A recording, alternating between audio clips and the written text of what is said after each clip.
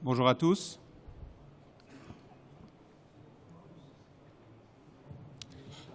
Je m'appelle Michel Lepetit, je suis vice-président du Shift Project. Et le Shift est un des partenaires du World Efficiency que je remercie pour nous donner l'opportunité d'organiser cette conférence. Je remercie aussi tous les orateurs présents ou qui ne vont pas tarder à arriver à cette table. Donc nous aurons à cette table ronde ce panel Pierre Moscovici qui nous rejoindra prochainement, qui est commissaire aux affaires économiques et financières dans l'Union européenne, Gaël Giraud, économiste bien connu et chief économiste de l'AFD, Michael Kumhof, qui est Senior Research Advisor à la Banque d'Angleterre, lui aussi économiste connu, Geoffroy Roux de Bézieux, vice-président du MEDEF, qu'on n'a pas besoin de présenter, et Jean-Marc, qui va nous rejoindre bientôt avec le commissaire. Juste quelques mots d'introduction, très rapides, avant de passer la parole soit à Gaël, soit au commissaire. Pourquoi on est très heureux d'organiser cette réunion? Parce que le lien PIB-énergie est au fondement, au cœur du Shift Project, du think tank qu'on a créé il y a 5 ans. On a considéré que c'était un point énorme, souvent méconnu, et on a travaillé beaucoup, c'est-à-dire que tout le fondement des travaux qu'on mène depuis 5 ans dans le Shift Project, c'est un des principaux think tanks de la décarbonation en France, si ce n'est le principal, est fondé sur ce lien et sur les deux contraintes que vous connaissez tous, qui sont la contrainte de ressources, notamment pétrolières, et la contrainte climatique, dont on parle beaucoup ces derniers temps. Moi, je vais vous donner un éclairage. Je ne suis pas économiste, mais je suis un observateur du monde économique et du monde financier. C'est ma spécialité. Donc, juste un éclairage très rapide avant de passer la parole à des grands spécialistes. Je m'intéresse beaucoup à l'histoire économique et je suis toujours sidéré de voir qu'en histoire économique, alors qu'on voit très très bien ce lien entre énergie et croissance, ce lien très fort qui fait que le découplage est difficile, il est quasiment évident pour n'importe quel physicien, il est quand même nié très généralement par le monde économique et par les historiens de l'économie. Je ne citerai pas la révolution industrielle, voire le miracle hollandais au XVIIe siècle, voire même encore la révolution néolithique, qui est avant tout une révolution énergétique. Mais c'est des choses qu'on constate et on voit la capacité de déni. J'aime bien citer une phrase d'un économiste connu qui s'appelle Larry Summers, qui a dit à peine il y a 2 ans les propos que vous avez à l'écran. Que disait-il? Il disait en se moquant, parce que c'était une pirouette. En fait, il voulait parler des marchés financiers, mais il a fait une analogie entre les marchés financiers, la finance et l'énergie. Il disait, il y a des économistes qui sont capables de nous dire qu'effectivement, l'électricité, ça compte que pour 4% du PIB. Et donc, l'économiste pourrait dire, finalement, si je supprime les 3/4 d'électricité, je supprime 3/4 des 4%. Donc, je ne supprimerai que 3% du PIB. Et comme le dit Larry Summers, c'est idiot. Si je supprime 3/4 d'électricité, j'ai plus d'économie du tout. Donc c'était une sorte d'humour de la part de Larry Summers, mais en fait c'est beaucoup plus profond que ça. Et je l'ai mentionné parce que c'est à la base de tout. C'est-à-dire qu'en fait on va constater que de se passer d'énergie c'est très très difficile, c'est quasiment impossible.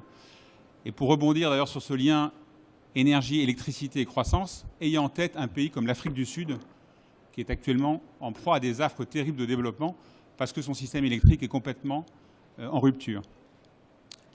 Autre sujet que je vais évoquer rapidement en introduction, j'aime bien citer, c'est que cette problématique de croissance, on la connaît un petit peu en fait, enfin en tout cas c'est l'interprétation que j'en fais. Encore une fois, je ne suis pas économiste et pas académique, mais c'est que je vois le débat monter actuellement depuis maintenant quelques années sur ce qu'on appelle la stagnation séculaire. C'est quoi la stagnation séculaire? C'est le fait qu'on voit un ralentissement assez marqué des économies depuis un certain nombre d'années. Et ce débat est monté depuis 2012 et maintenant il est omniprésent à l'OCDE, au FMI, à la Banque mondiale. Tout le monde se pose la question, pourquoi l'économie ralentit comme ça? Et les derniers chiffres qu'on a eus du FMI il y a quelques jours sont mauvais. C'est-à-dire qu'il y aura une croissance mondiale qui serait de l'ordre de 3,1% au mieux. Certains pensent qu'elle serait plus faible que ça. Et cet économiste, Gordon, qui a dit d'abord que ce n'est pas la crise de 2008 qui explique ce ralentissement. Cette crise, ce ralentissement, il est marqué depuis maintenant 40 ans. Bizarrement, il a fait le lien avec les chocs pétroliers. Donc je vous dis ça parce qu'il pourrait y avoir un débat un jour en me disant mais est-ce que ce ralentissement mondial qu'on connaît, cette décroissance, cette croissance moins forte qu'on sait maintenant être notre lot commun et qui se manifeste beaucoup.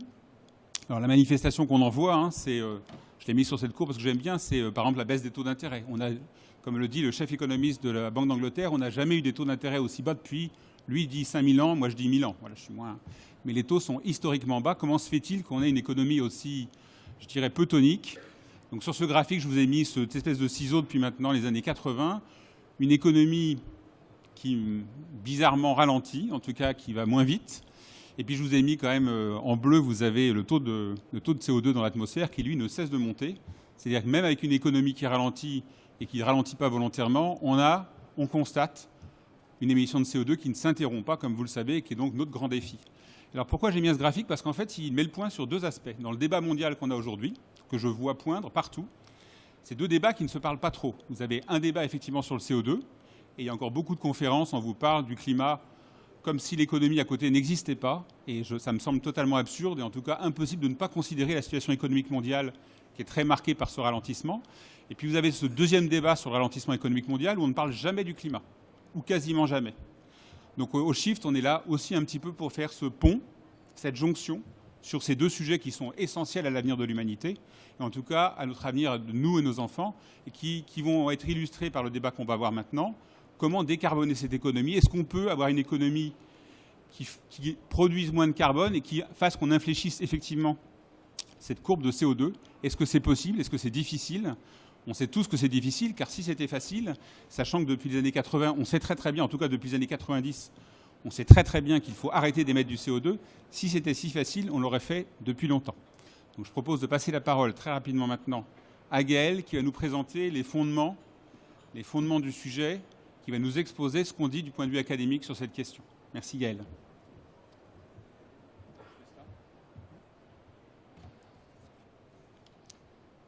Merci beaucoup. Il faudrait ajuster les slides. J'appuie dessus. Voilà, ok. Merci beaucoup. Vous m'excusez si je suis un peu fatigué, parce que j'arrive de Lima, donc je suis encore un peu victime du décalage horaire. Alors, le point de départ, c'est pourquoi est-ce que les économistes, la plupart des économistes, vous avez deux exceptions ici, Michael et moi, mais pourquoi est-ce que la plupart des autres économistes ne parlent quasiment jamais d'énergie? Vous avez des grandes sommités, par exemple quelqu'un comme Olivier Blanchard, qui jusqu'à une date récente était l'économiste en chef du FMI, qui produit régulièrement un papier pour dire l'énergie n'est pas un sujet, nous sommes devenus quasiment indépendants de la quantité d'énergie que nous consommons, dormez tranquille. En fait, ce qui rassure la plupart des économistes de la profession, c'est un petit résultat qu'on appelle le théorème du cost share, ou de la part du coût de l'énergie dans le PIB. Donc c'est exactement ce à quoi faisait allusion Larry Summers dans la citation que vient de vous donner Michel Lepetit. Parce que ce théorème-là, qui est un petit résultat qu'on apprend en microéconomie en première année d'université, il vous dit au fond la dépendance de la croissance du PIB à la consommation d'énergie, elle doit être égale à la part de l'énergie dans le PIB. Or, il se trouve que la part de l'énergie dans le PIB, à cause de la faiblesse du prix de l'énergie, elle reste très faible. Là, on vous a mis la part de l'énergie dans le PIB américain. Et donc, vous voyez qu'à part un petit choc en 1979, au deuxième choc pétrolier, où elle monte à 14%, le reste du temps, elle tourne autour de 8%. Et donc, la plupart des économistes en concluent que nous dépendons très peu de l'énergie, et c'est ce que Larry Summers, dans la citation de tout à l'heure, tournait en dérision. Alors maintenant, là, je vous montre un graphique qui a été réalisé par Jean-Marc Jancovici, qui vient de s'asseoir. Si on regarde néanmoins la quantité, et non pas les prix, parce que vous voyez que dans le graphique précédent, ça, c'est les prix. Vous regardez la part du coût de l'énergie, c'est des dollars. Dans le PIB, c'est encore des dollars. Maintenant, si vous regardez les quantités, vous mettez en abscisse la quantité d'énergie consommée, là c'est l'énergie primaire, et en ordonnée le PIB, et vous commencez en bas à gauche en 1960 et vous terminez en haut à droite en 2010, si je me souviens bien, en 2011. Et vous voyez qu'en gros, on obtient une ligne quasiment droite, enfin une courbe quasiment linéaire, parce que, d'une certaine manière, on n'a pas, au niveau mondial, on n'a pas beaucoup évolué entre 1960 et aujourd'hui. On a besoin de consommer la même quantité additionnelle d'énergie, à peu de choses près, pour produire $1 de PIB mondial de plus. Et donc, ça veut dire que, si vous regardez ce schéma-là, vous voyez qu'il n'y a quasiment pas de découplage au niveau mondial entre la croissance du PIB et la croissance de la consommation d'énergie. Ce sujet-là est fondamental, puisqu'au fond, le grand thème de la croissance verte, qui est en train de monter en ce moment dans le débat public, suppose quelque chose comme un découplage à un endroit ou à un autre. C'est-à-dire la possibilité pour nos économies d'augmenter le PIB, de faire de la croissance, mais d'une manière qui ne provoque pas l'augmentation des émissions de gaz à effet de serre et donc qui ne passe pas par l'augmentation de la consommation d'énergie fossile. Si on regarde toute énergie confondue, ça a l'air très très mal parti puisqu'on ne l'a pas fait du tout depuis les 50 dernières années. Si on regarde au niveau du pétrole seul, là la situation est un peu meilleure puisque vous voyez qu'il y a une rupture de pente au milieu des années 70, ça c'est les chocs pétroliers, et que la pente après le choc des années 70 est légèrement plus verticale, si je puis dire, qu'avant. Ça veut dire qu'on a besoin de consommer moins de pétrole pour produire $1 de plus en PIB après les années 70 qu'avant. Donc il y a eu une amélioration de l'efficacité énergétique globale dans l'usage du pétrole au niveau mondial à partir des années 80. Mais la mauvaise nouvelle, vous voyez, c'est qu'à partir des années 80, on est de nouveau linéaire. Donc en réalité, on a fait un gros effort, le secteur industriel occidental a fait un gros effort dans les années 80, et depuis lors, il n'en a pas fait beaucoup. Il n'a pas fait beaucoup de progrès. Donc tout l'enjeu de la transition énergétique, de mon point de vue, c'est celui-là. Il y a peu de chances qu'on arrive à avoir un découplage de toute énergie confondue. Et si vous demandez à un physicien comme Bob Harris qui est dans l'Assemblée, il vous dira de toute façon, les physiciens savent très bien qu'il ne se passe rien en ce bas monde sans utiliser l'énergie. Donc ne croyez pas que vous arriverez à augmenter le PIB sans utiliser l'énergie davantage, sauf à trafiquer la définition du PIB. Et vous savez que c'est une tentation très forte aujourd'hui. Par exemple, l'OCDE a proposé récemment d'inclure la prostitution dans le calcul du PIB pour faire augmenter le PIB. Voyez. Alors évidemment, si on s'amuse à ce genre de drôlerie méthodologique, on arrivera peut-être à faire augmenter le PIB sans augmenter la consommation d'énergie. Mais si on reste sérieux, on voit qu'a priori c'est difficile. En revanche, c'est possible de découpler si on désagrège l'énergie consommée et si on regarde uniquement les énergies fossiles. Tout l'enjeu de la transition énergétique, c'est de réussir éventuellement à faire du PIB, mais en consommant moins d'énergie fossile, ce qui veut dire évidemment plus d'énergie non fossile. Alors, jusqu'où va la dépendance de notre économie à la consommation d'énergie? Ça, c'est un travail que nous avons fait avec Zeynep Karaman, qui est assise ici, à l'intérieur du Shift Project, donc le think tank qui organise cette conférence. Et on a essayé de regarder finalement quelle était la dépendance structurelle de long terme entre la croissance du PIB et la croissance de la consommation d'énergie primaire. Donc de nouveau, toute énergie confondue.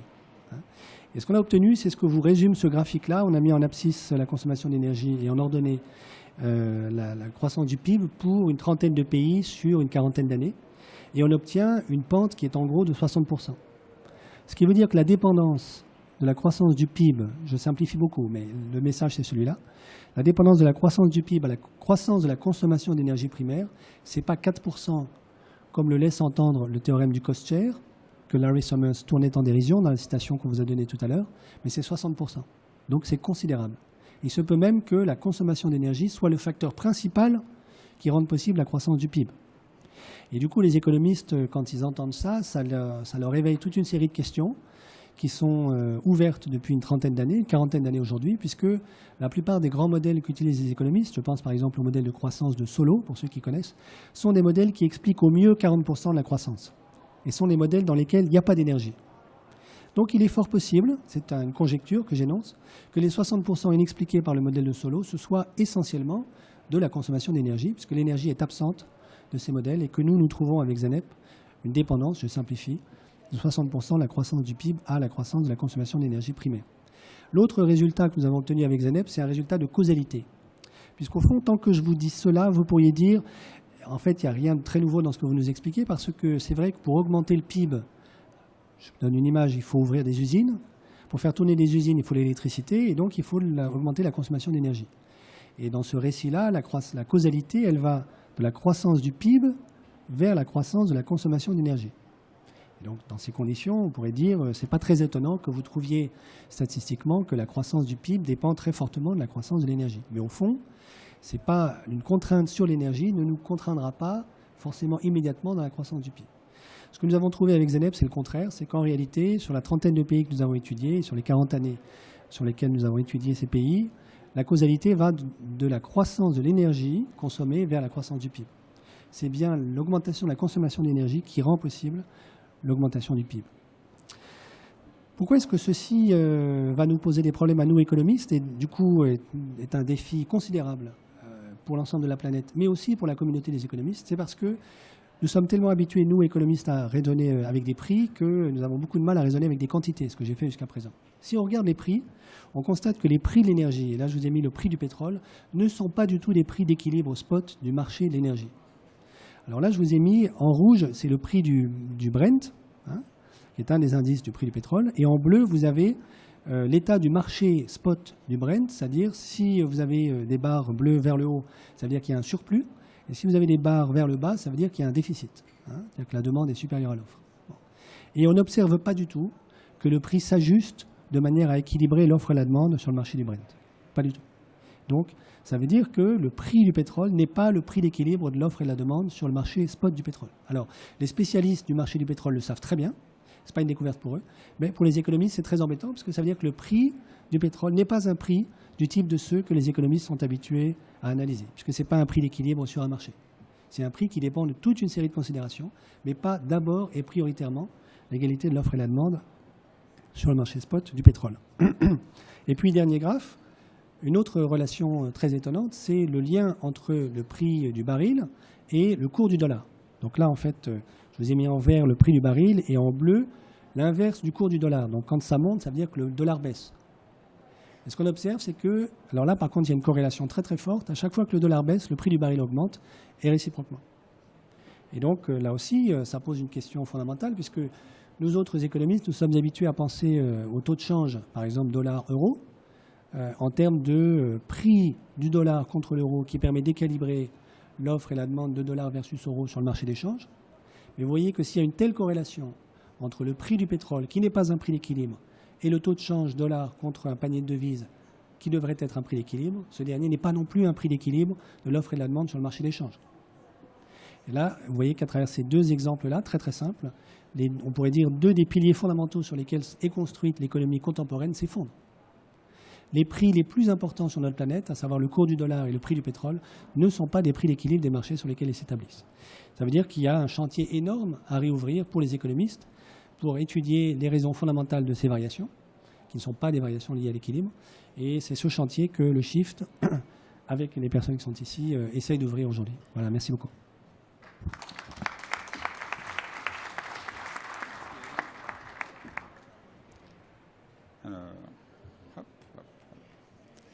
Donc on va donner la parole à Pierre Moscovici, commissaire européen aux affaires économiques et financières, qui va nous parler peut-être un peu de son papier que vous avez sans doute vu dans les Échos hier. Très belle tribune dans les Échos. Et puis il nous parlera peut-être un peu de Lima, le retour de Lima.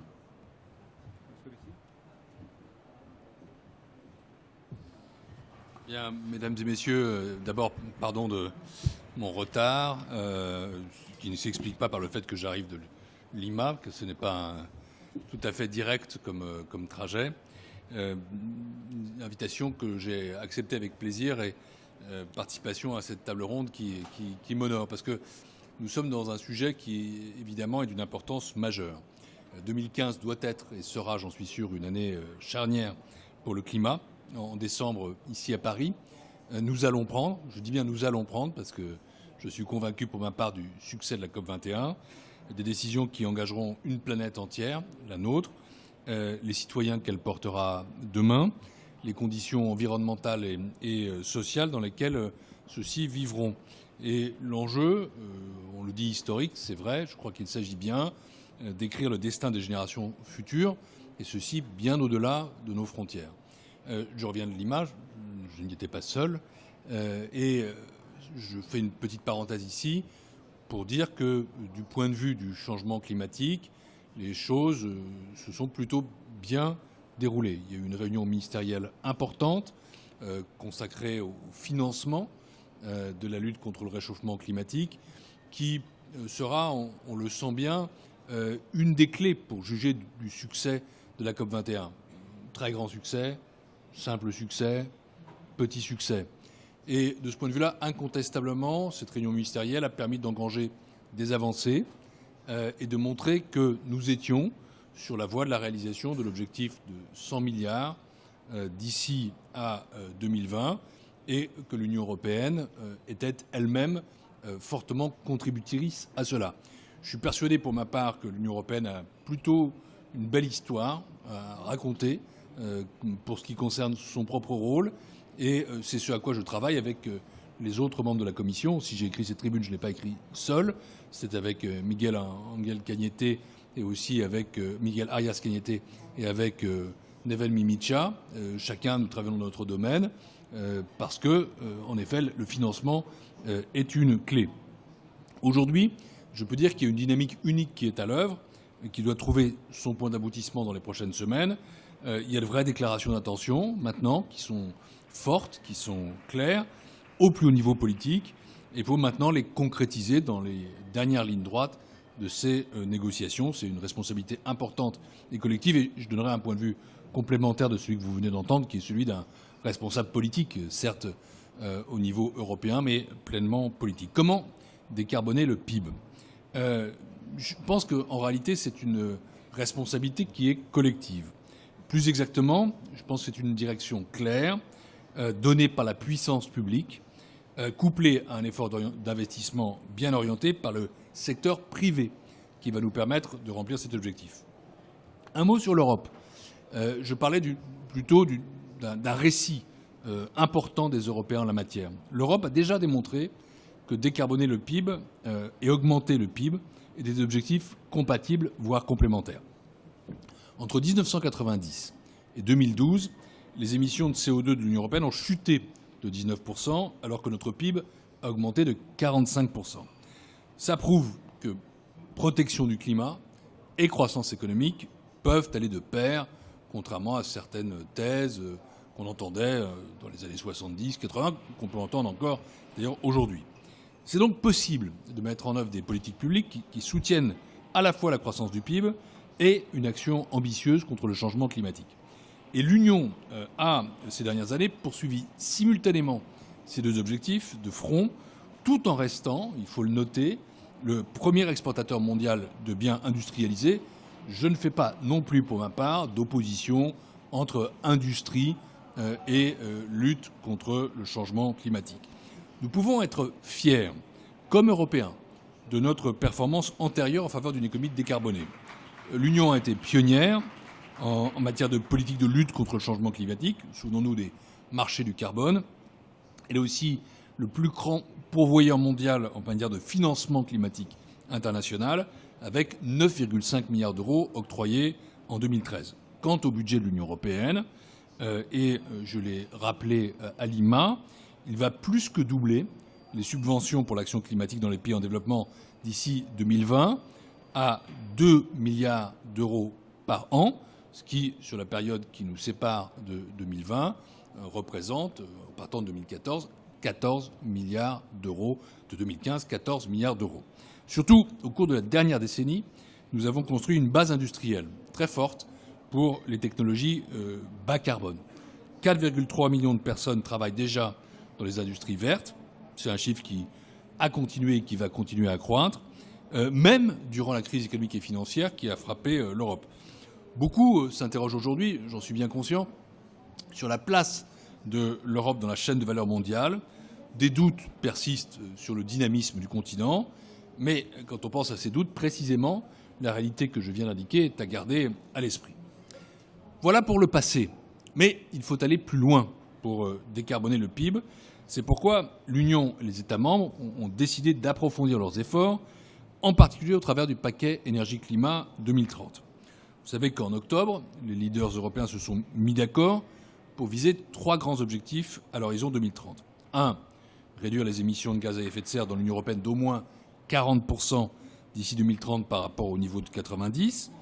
2. Parvenir à un objectif contraignant d'au moins 27% au niveau de l'Union européenne pour la part des énergies renouvelables dans la consommation énergétique de l'Union européenne. Et 3.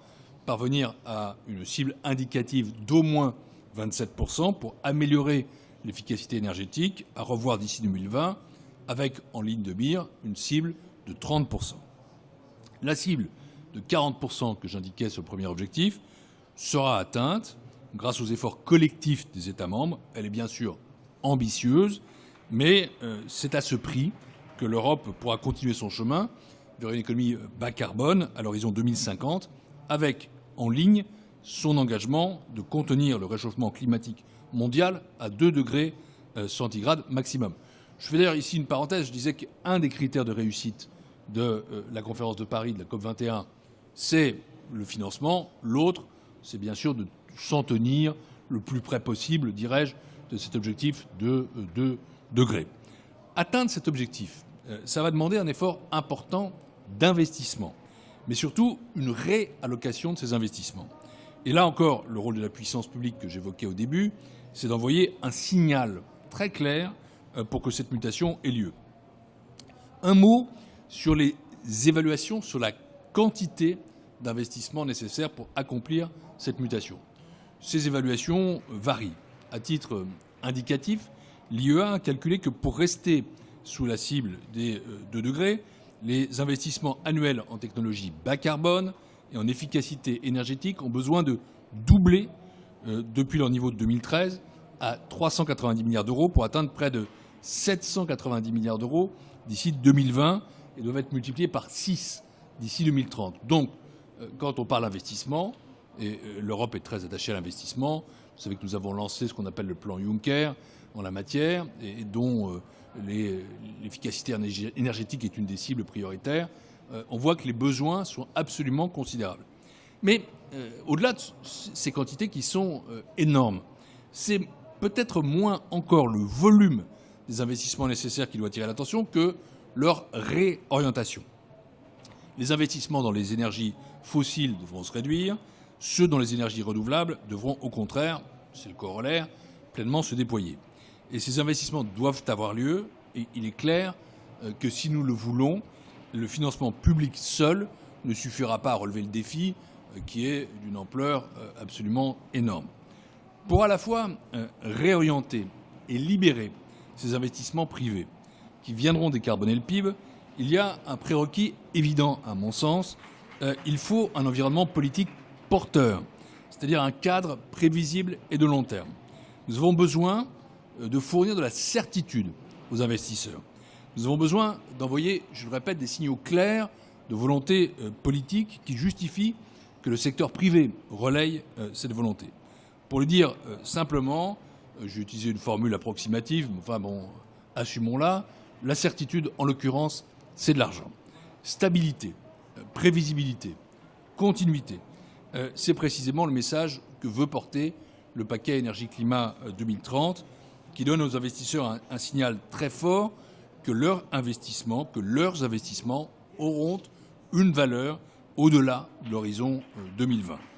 L'industrie européenne, je l'évoquais il y a quelques minutes, doit rester à la pointe en matière d'énergie propre, qu'il s'agisse de l'énergie solaire ou des voitures propres. Le paquet énergie-climat, je pense, a vraiment cette qualité de donner de la visibilité aux investisseurs dans cette perspective. J'en termine par un dernier point. Réaffirmer que pour l'Union européenne, décarboner le PIB est un objectif central, mais qu'en même temps, c'est un objectif qui s'inscrit dans une ambition encore plus large. C'est en effet la mobilisation complète de nos instruments qui est nécessaire. Décarboner le PIB, ça ne peut pas être l'objet d'une note de bas de page dans nos documents d'orientation de politique publique. Je veux citer ici brièvement quelques exemples montrant comment nous mettons en cohérence nos politiques et nos instruments pour faire des cibles que j'évoquais, une perspective réaliste. D'abord, le paquet énergie-climat 2030 s'inscrit pleinement dans le cadre de la stratégie européenne pour une union de l'énergie que cette commission a pour tâche de mettre en place. Son enjeu est de garantir l'accès européen à une énergie sûre, soutenable, compétitive et abordable. Cette stratégie, elle a été lancée en février 2015. Elle repose sur 5 dimensions complémentaires: la sécurité énergétique, un marché intérieur pleinement intégré, l'efficacité énergétique, la décarbonisation, qui est donc un des 5 piliers, et la recherche et l'innovation, qui est bien sûr la condition de tout. Par ailleurs, les leaders européens ont explicitement reconnu qu'un système d'échange de quotas d'émissions réformé était la pierre angulaire de l'effort de l'Union pour réduire les émissions de CO2. C'est le principal instrument à notre disposition en vue de la cible de baisse de 40% de nos émissions de gaz à effet de serre et pour promouvoir des investissements conformes à l'objectif de long terme. J'ajoute que la politique climatique est par ailleurs pleinement intégrée et de manière horizontale dans nos autres domaines d'action. À titre d'exemple, l'Union européenne a décidé de dédier au moins 20% de son budget 2014-2020 à des actions liées au changement climatique, ce qui est une étape majeure et très concrète pour accélérer la transformation de l'Europe vers une économie bas carbone et compétitive. Enfin, l'importance d'investissements pleinement compatibles avec nos objectifs en matière de climat a été clairement prise en compte dans le plan d'investissement pour l'Europe qu'on appelle le plan Juncker.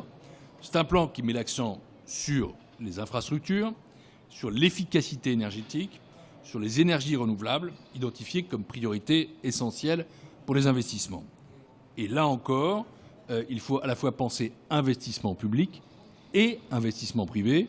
Je dirais même investissement privé autant que possible, investissement public quand c'est nécessaire. C'est dans ce cadre que je viens de vous présenter rapidement que la Commission devra reposer au niveau européen la question de la fiscalité de l'énergie, notamment les carburants.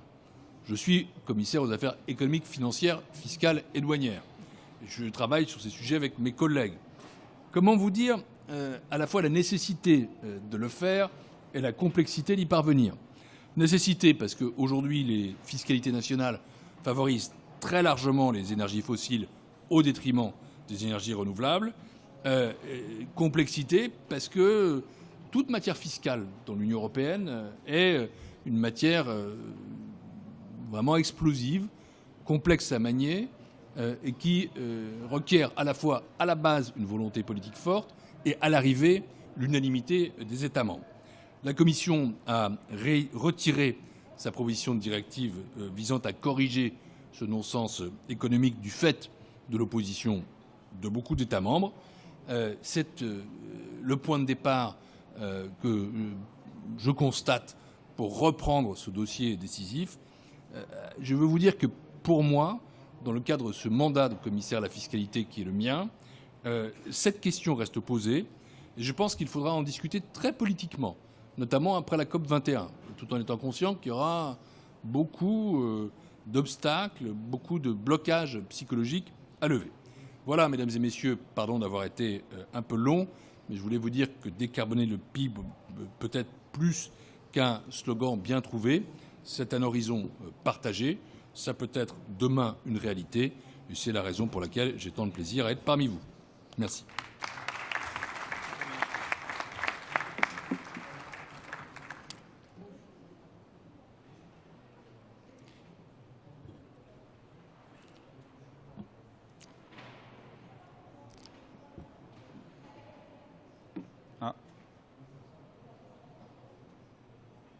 Voilà, merci. Je rappelle que votre tribune était co-signée effectivement de plusieurs commissaires, ce qui est un très beau symbole. Ça montre la transversalité de notre sujet et la complexité des enjeux.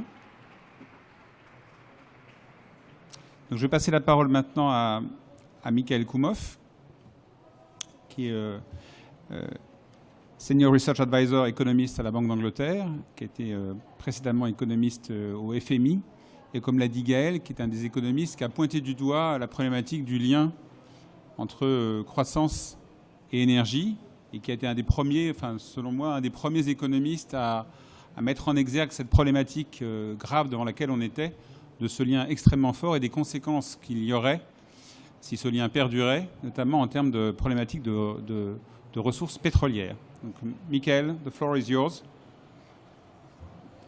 Le topo sera en anglais. Donc, si vous voulez écouter la traduction, pour ceux qui ne comprennent pas l'anglais, vous avez des écouteurs à votre disposition.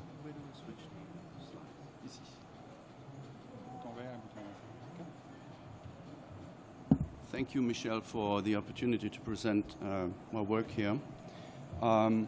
This is very much related to Gael's talk a few minutes ago. I think Gael and I very much agree about the past as far as energy and GDP are concerned. My concern has been a little bit more on oil, more specifically, rather than energy. And this is what I'm going to present to you here is a little bit of an exercise to try to look into the future and what might the future hold for GDP if certain developments happen in the market for energy and more specifically oil. I have to say that none of this represents any official position of either my former employer, the International Monetary Fund, nor my present employer, the Bank of England. Going forward from here, what I have thought for many years is are the key questions. Is first of all, will there be a reduction in the growth rate of oil supply at a world level? This is a market where both demand and supply are very inelastic with regard to the price, meaning that a reduction in the supply of just a few percentage points can have dramatic consequences, and it is not excluded that that might happen going forward. Conventional oil, by many accounts that I have seen, has already peaked, and we have been relying on unconventional oil in recent years, mostly until very recently, to sustain growth. So I am going to basically play through some scenarios of what that might imply for GDP if there's just a little bit of a reduction in the growth rate of the availability of oil. And then the other key question is, how important is this? And this is where it's connected to Gael's talk. What is the output contribution of oil, where economists have all been looking at the cost share? And I'm going to be doing something that's very similar to what Gael is advocating, which is to say, assume that a lot of the technological progress that we have observed over the last decades has been facilitated or made possible in the first place by sufficient availability of energy stroke oil. And if that availability will not be the same going forward as it has been in the past, it could make a lot of technologies non-viable, and therefore what Gael referred to as the solo residual technological progress would suffer. Okay? So I'm going to use an economic model for this, and this is not some sort of fly-by-night model. This is a model that the IMF has been using for various policy and scenario simulations for a long time, for the last 10 years. It is a model of the world economy. It has 6 regions in it. It has a full specification and calibration of the quantities that are relevant for these regions of the world economy, such as their output markets, their trade linkages, and their monetary and fiscal policy specifications. And the only difference to versions of this model that are traditionally used is that oil is modeled as an additional factor of production and also as a consumption good.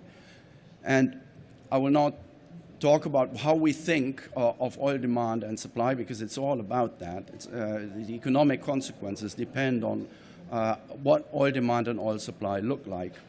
So for oil demand, what we know from the data is the price sensitivity of demand is very, very low in the short run, and even in the long run, it's very, very low, right?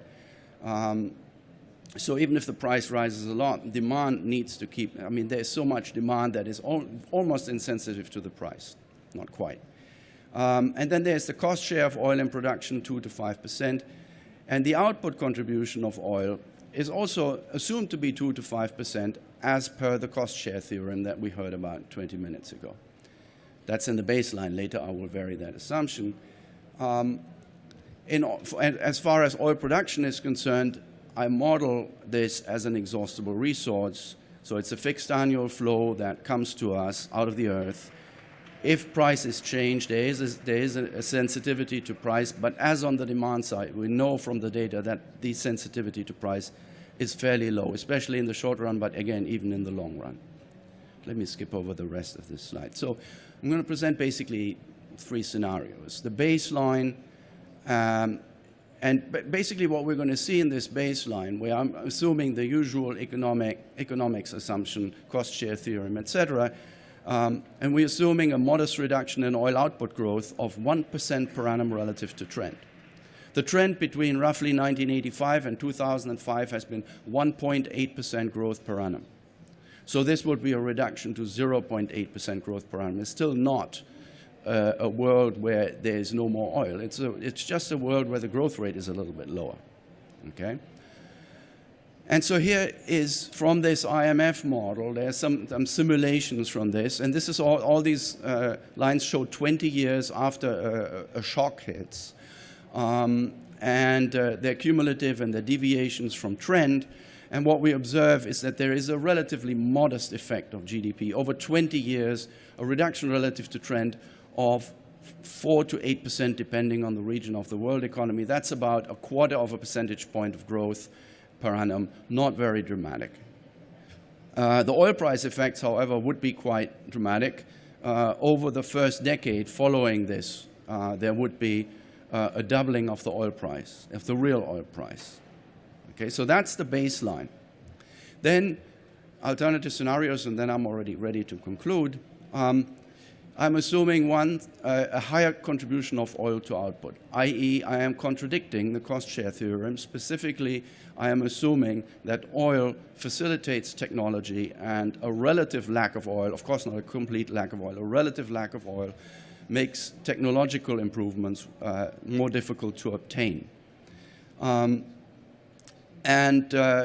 Specifically, I'm assuming that the contribution of oil to output equals 20 to 25%, depending on country and sector, which is still only about half of what Gael found in the data. Bear that in mind. So actually, my scenario, even though the effects will be extreme, is still not as much as I could assume if I were to use Gael's results. And secondly, I will also look at a larger shock, namely a reduction in oil output growth of 3.8% per annum instead of 1% per annum. So there would then be a slight decrease every year in the availability of oil to the world economy. So these are these scenarios, and basically the red one is the one where the cost share theorem is violated. Oil is very important for technology.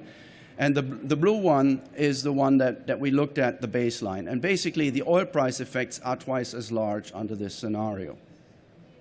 So if we take these results on the violation of the cost share theorem seriously, we would get much higher oil prices if there is ever a relative scarcity of oil. As for GDP, the effects would also be around twice or three times as large under this scenario. Now, if we look at the dashed green line, this is again the scenario over 20 years. If the shock were to be larger, if there was actually a slight decrease in the availability of oil going forward over the next 20 years. And now the effects, the oil price effects, are extremely large.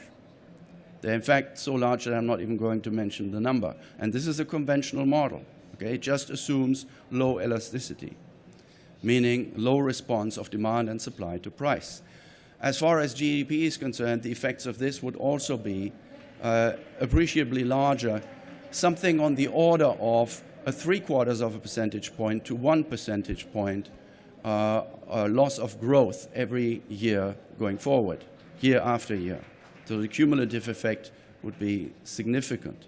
So the conclusion from this analysis, using a standard economic model but with this specific role for oil, if we look into the future, and we've heard a lot about voluntarily reducing carbon emissions. This is sort of about a scenario where we would be reducing carbon emissions because we don't have a choice, at least as far as oil is concerned. So I find that under these scenarios, in the baseline, in a fairly innocuous baseline, oil prices double, but there are relatively modest output effects. Under realistic, I think, not off-the-chart alternative assumptions, there would be a larger decline in oil output or a higher output contribution of oil. The output effects would be significantly larger, still not enormous, but appreciable. And the oil price effects are enormous. And so there's a little bit of a disconnect here, because if we think of such high oil prices going forward, we would expect something much more dramatic to happen. But the model doesn't tell us this. This is a standard neoclassical model that most economists are working with. And so my key question going forward is, if it were ever to come to this, we don't know, if it were ever to come to this, at what level of oil prices does the output response become nonlinear? At what point does something quite different start to happen because the economy would not be able to sustain this? And this is something that we just don't know the answer to. We need more research. Final slide. This is the way I see the key questions in schematic form. First of all, and it's all questions, not answers, right? So we need to do more research because a lot of these, I don't want to say, oh, this guy is saying oil prices are going to rise like crazy and all these things. I'm saying there are legitimate questions as to whether this could happen. And empirical research that I have seen seems to indicate that this is by no means off the chart.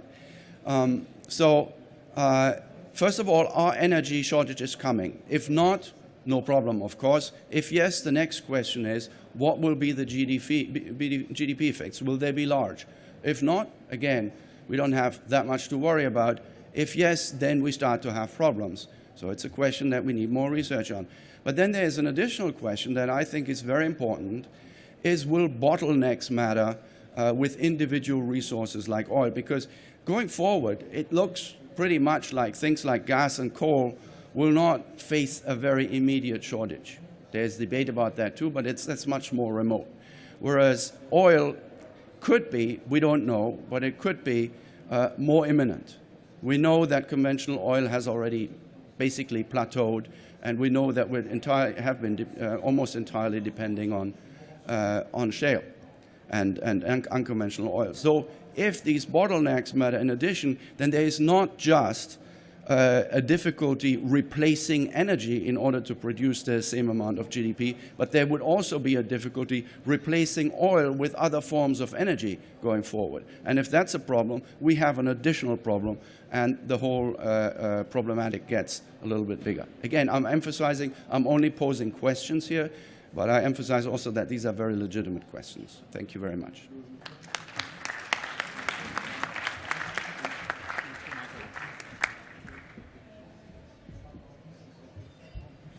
Thank you, Michael. Michael a pointé du doigt un point qui est bien sûr très important. Vous avez peut-être vu les derniers rapports de l'AIE sur l'efficacité énergétique, où on établissait qu'effectivement il y a beaucoup de progrès qui est fait sur la décarbonation de l'électricité. D'énormes progrès, en tout cas il y a une tendance assez lourde, et on parle de 23% de l'électricité qui serait décarbonée aujourd'hui. Mais il pointait du doigt aussi le fait que sur d'énormes compartiments de l'emploi d'énergie, qui est le bâtiment et le transport, les progrès étaient extrêmement faibles. Et donc le lien sur l'énergie et sur le pétrole, bien sûr, c'est le transport. Vous savez, 95% du transport, c'est du pétrole, et ça n'est pas prêt de changer avant longtemps. C'est-à-dire que, comme le disait Michael, l'élasticité de la demande au prix du pétrole est très faible. Dans les premiers modèles sur lesquels travaillait Michael, dans ses premières études, quand on regardait l'élasticité, quand le prix du pétrole était bas, l'élasticité est nulle. Vous voyez doubler le prix du pétrole de 10 $ à 20 $ le baril, ça ne changeait strictement rien à la demande de pétrole. Voilà, je propose qu'on passe maintenant à la table ronde suite à ces présentations très intéressantes et spectaculaires dans certains résultats. Et qu'on commence par... je vais poser quelques questions à monsieur Geoffroy Roux de Bézieux, qui représente ici le MEDEF. Et je voudrais rebondir sur une première question qui est liée à un débat dont peut-être certains ici ont entendu parler. Il y a eu un débat entre Roux de Bézieux et Gaël récemment sur la crise énergétique et écologique, à la lumière d'un texte qui est sorti récemment par une spiritualité, un sommet de la spiritualité qui a écrit une encyclique. Et dans cette encyclique, il y avait notamment une phrase qui a beaucoup frappé les gens, vous le savez, hein, c'est qu'il y avait, on évoquait d'un mot assez cru, le fait que pour certains pays, il ferait sens d'avoir une décroissance. Donc est-ce que décarboner, c'est décroître? Comme l'a dit monsieur le ministre, c'est plus compliqué que ça, mais est-ce que cette tentation peut être là? Est-ce que certains pays doivent s'y résoudre? Parce qu'on voit bien que les consommations énergétiques sont très très différentes sur la planète entre différents types de pays. Et je reviens sur le propos de M. Moscovici. L'exemplarité de l'Europe de ce point de vue-là est quand même très forte. Mais on sait qu'il y a d'autres pays qui sont dans des parcours et des trajectoires beaucoup plus difficiles. Donc peut-être, M. Roux des Yeux, quelques mots pour reprendre le relais sur le débat qui avait lieu avec Gaël. Et votre vision sur cette première question. Est-ce qu'il faut envisager une certaine décroissance pour certains pays? Alors merci de cette invitation, merci de cette interpellation. Effectivement, le thème de la décroissance est en train de surgir pour plusieurs raisons, hein, d'ailleurs, pas toutes les mêmes. Il y a d'abord le thème de les ressources sont finies, à la fois les ressources énergie, même plus largement, hein, les ressources de matières premières. Et au fond, comme on ne peut faire de la croissance qu'en consommant de la matière, même si une partie est peut-être recyclable, enfin une partie de matières premières ou de minéraux, ben, il faut qu'on s'habitue à la décroissance. Il y a un autre angle d'attaque qui est celui un petit peu de Daniel Coelho que vous avez évoqué tout à l'heure, qui est de dire finalement on rentre dans une stagnation séculaire. Pourquoi ? Parce que les révolutions technologiques, essentiellement la révolution numérique, ne produit pas les mêmes progrès de productivité. Et donc, ces 200 dernières années, on a eu des révolutions à forte contenu de productivité. Ça ne sera plus le cas. Donc, préparez-vous à la décroissance. Et puis, il y a un troisième angle qui est celui du pape, qui est de dire, finalement, vous, les pays occidentaux, vous avez cru, au sens fait de la croissance pendant des centaines d'années. C'est le tour des autres pays. Et pour que certains croissent, puisque les ressources sont finies, il faut que d'autres décroissent. Je fais d'ailleurs une petite parenthèse que c'est Gaël Giraud qui me l'a appris, qui avait mieux lu l'encyclique que moi, ou plutôt dans plusieurs langues, mais apparemment les traductions de cette partie-là varient suivant les pays. Et dans certains cas, on parle effectivement de décroissance, et dans d'autres cas de moindre croissance ou de croissance sobre, ce qui n'est pas tout à fait la même chose. Ça ouvre déjà une porte. Alors, bon, je m'exprime évidemment en tant que vice-président du MEDEF, mais enfin, sur des sujets aussi, j'allais dire presque philosophiques, c'est aussi un peu le citoyen ou l'entrepreneur qui s'exprime. Hein. On n'a pas forcément une doctrine tout à fait établie. Ce qui est sûr, c'est que c'est des questions qui se posent, des questions qui se posent aux entrepreneurs aujourd'hui. Alors peut-être pas dans leur vision du business à très très court terme, mais ces externalités, comme on les appelle, enfin comme les économistes les qualifient, ont des horizons assez courts. Et on voit bien que la COP21, finalement, ça concerne tout le monde, tous les secteurs et tous les entrepreneurs. Notre position, elle est assez simple. Enfin, ma position, c'est ça. Moi, je ne crois pas à la stagnation séculaire, pas du tout. Et je pense que les économistes, en tout cas qui ça, se trompent complètement sur la portée de la révolution numérique. Autrement dit, les économies avancées ont devant elles plein de gisements de productivité. Tout simplement, pourquoi ? Parce que la productivité est mal calculée aujourd'hui. Jean-Marc me disait très justement, on est habitué à considérer que la production, c'était 2 fois plus qu'avant. Donc, on faisait une paire de chaussures, on fait 2 paires de chaussures. On a augmenté la production de 2 fois. Mais quand on fait des lignes de code, quand on fait des logiciels, quand on fait des réseaux sociaux, quand on fait tout ce qui est l'économie de la connaissance, je pense que la manière de compter doit être différente. Et que donc la manière de compter la productivité et la croissance future est différente. Une fois que j'ai dit ça, il est évident que ça ne suffit pas à nous rassurer sur le taux de croissance vis-à-vis de la ressource et à répondre à la question de peut-on finalement déconnecter toutes les courbes que vous avez montrées, c'est-à-dire la croissance et l'énergie. Alors, ça a été dit, je crois, par Pierre Moscovici, on a commencé à le faire en Europe, et en France en particulier, on est plutôt exemplaire, et dans l'industrie européenne en particulier. J'ai en tête la chimie, qui a réussi à faire des efforts de décarbonation de sa production absolument spectaculaires. Donc les industriels, les entreprises au sens large sont relativement en pointe en France et en Europe là-dessus.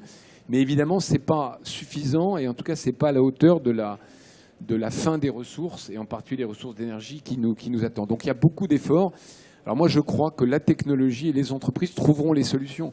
Très intéressant de visiter cette exposition où on voit des tas d'initiatives, de solutions, y compris de petites entreprises ou de start-up qui proposent justement des solutions pour le bâtiment énergétique, etc., etc.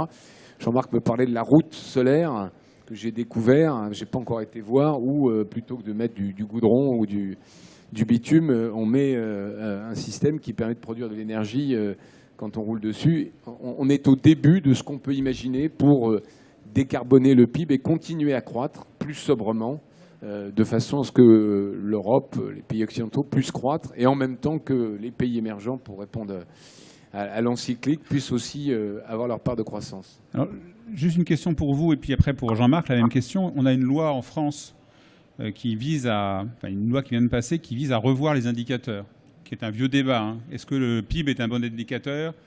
Qu'est-ce qu'il faut changer ? Est-ce qu'il faut l'abandonner ? J'aimerais bien avoir votre avis sur ce sujet, parce que le débat est redevenu public sur cette loi et sur la qualité des indicateurs qu'on va utiliser et l'impact de la loi. Puis après, Jean-Marc réagisse aussi, parce que la problématique du PIB est une problématique qu'on a traitée depuis très longtemps au Shift. Et on connaît les effets très pernicieux de cet indicateur. Je vais y répondre en tant que chef d'entreprise.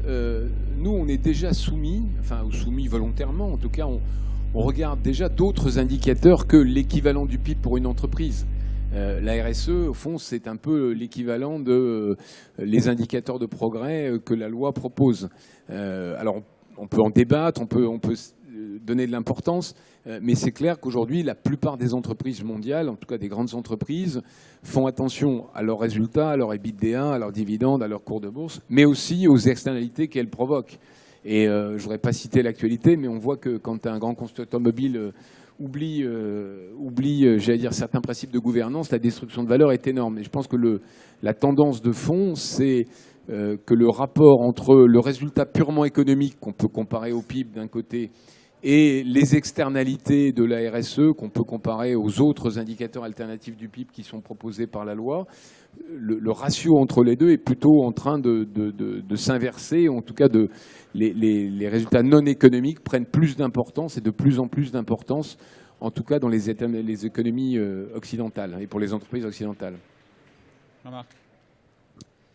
Moi, je vais commencer par ne pas répondre à la question. Je vais dire d'abord que je suis extrêmement heureux que cette première table ronde organisée par le Shift Project, qui est partenaire de World Efficiency et qui en est un des co-initiateurs, bénéficie d'intervenants au niveau qui est celui des gens qui ont bien voulu venir, parce que j'espère que ça contribuera d'entrée de jeu à placer le débat au niveau qui doit être le sien. C'est-à-dire qu'on n'est pas en train de discuter là d'une discussion de fin de dîner, simplement pour se faire plaisir, une fois qu'on a fini de parler des choses sérieuses. Je pense qu'on est en train de discuter de choses qui sont absolument centrales dans la manière dont on doit, qui a un rôle central dans la manière dont on doit concevoir les politiques pour l'avenir. La deuxième chose que je vais dire, c'est que je crois que le risque de penser que la croissance reviendra est trop grand pour qu'on en fasse le préalable à toute politique publique. Dit autrement, dire la croissance reviendra ou elle ne reviendra pas est un débat qui doit se mener séparément de la manière dont aujourd'hui on conçoit les politiques publiques. Et donc je pense qu'il faut qu'elles deviennent, pardonnez-moi cet anglicisme, growth proof. Enfin, je veux dire, en gros, il faut que ça puisse marcher, qu'il y ait de la croissance ou pas de croissance. Parce qu'à titre personnel, je pense que ça va être très difficile de la faire revenir.